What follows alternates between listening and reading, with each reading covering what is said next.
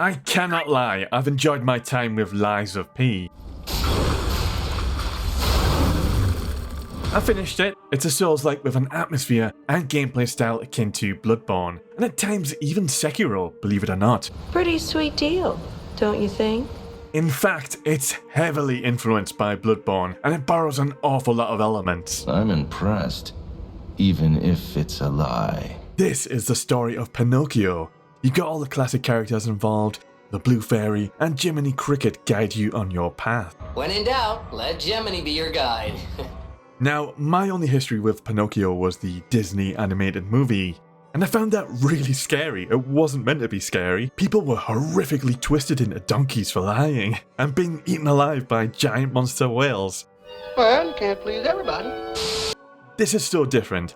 LiesofP really cranks up the horror and darker elements. They're dialed up to 11 with blood-soaked streets full of death. I didn't die, but my heart breaks more each day. So things start out in the city of Krat. It was Easy Street. And I got the initial impression LiesofP was a bit more of a casual Souls-like. Major bosses even have these devices right outside the boss room so you can summon in NPCs to help with bosses. But I was wrong. That initial ease was short-lived. A few hours in, the difficulty really ramps up, and I died a lot. We're on Easy Street.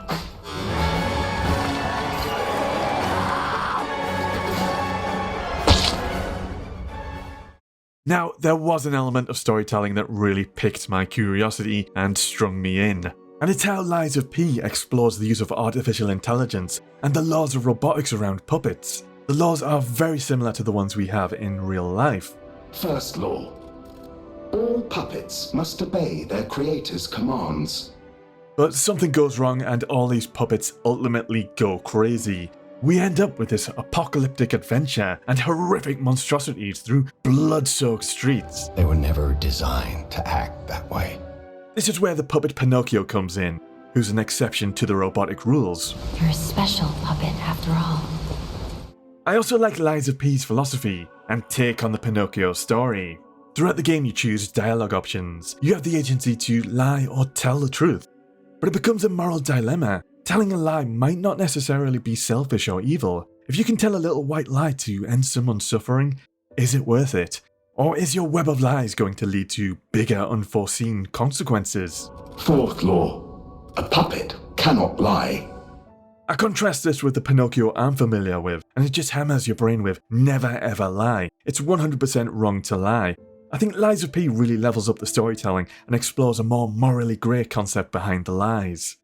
Hey, trying to grow the channel, I really want to get my subscriber count up because that's the key to getting early review copies of games. By the time I get this video out, everyone will have moved on to the next big thing. So really want to get early review copies. Thank you. Combat is weighty with an emphasis on learning enemy attack patterns and parrying and dodging attacks. You get to choose between 3 starter weapons, the Great Sword of Fate, the Wintry Rapier, and the more balanced Puppet Saber. I went with a slower, harder hitting Greatsword, which worked pretty great for the most part.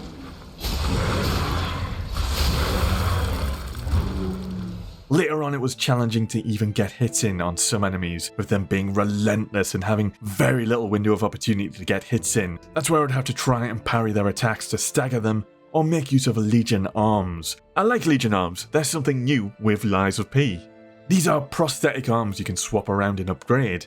From flamethrowers, laying mines, shooting or shocking enemies, they give you an edge, and Legion arms have their own energy bar.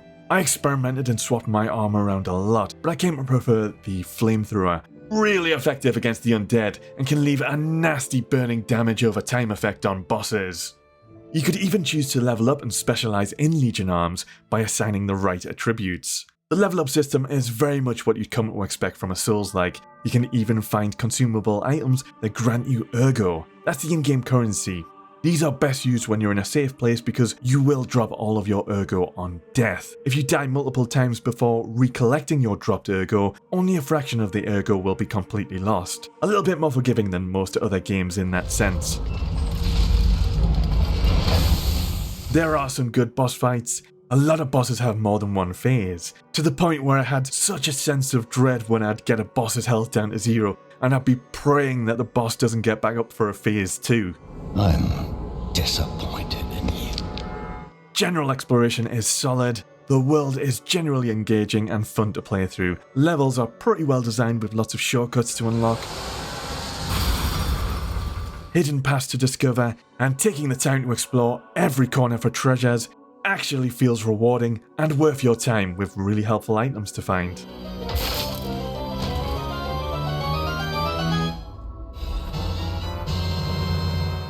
I was always on edge with plenty of traps in the environment and enemies hiding around corners ready to jump out at you. It all adds to that horrific atmosphere. But I will say, as you progress the game, some of the later areas felt a little bit more dull, typical caves and swamps. They just don't feel as inspired compared to the stronger locations around the city of Krat and its infrastructure. It's quite odd that we should meet in a place like this. So LiesofP is very much a Souls-like, but there is some original stuff too, and genuinely great quality of life changes. For one, if you have any side quests or items to turn in, the game will remind you with little icons on the teleport menu. It's not intrusive and doesn't break your immersion like big side quest journals in other games. You can also interchange your weapons, blades and hilts to make entirely new weapons with different abilities. And hats off to the organ system, a brilliant progression system that uses a rare currency to progress, and I got to choose some pretty game-changing upgrades like extra amulet slots or the ability to dodge twice in succession. LiesofP is great. I wasn't expecting to find the storytelling, the world, and this game's take on Pinocchio so interesting, but its biggest strength, that Souls-like gameplay, that can also be considered its biggest weakness. It's not the most original game, it borrows an awful lot from Software's games, but at least it does take the opportunity to add some new systems and quality of life improvements. Don't be fooled by the more casual start, the difficulty really ramps up and some bosses can be brutal. If you're an Xbox or PC player, this is the perfect game to fill the Bloodborne-shaped hole in your heart. This is my favourite Souls-like of 2023 so far, and I'm looking forward to see whether Lords of the Fallen is going to knock this off that pedestal. Peace for now.